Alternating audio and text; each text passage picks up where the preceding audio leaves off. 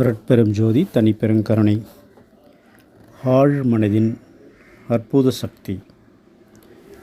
இந்த ஆழ்மனம் என்பது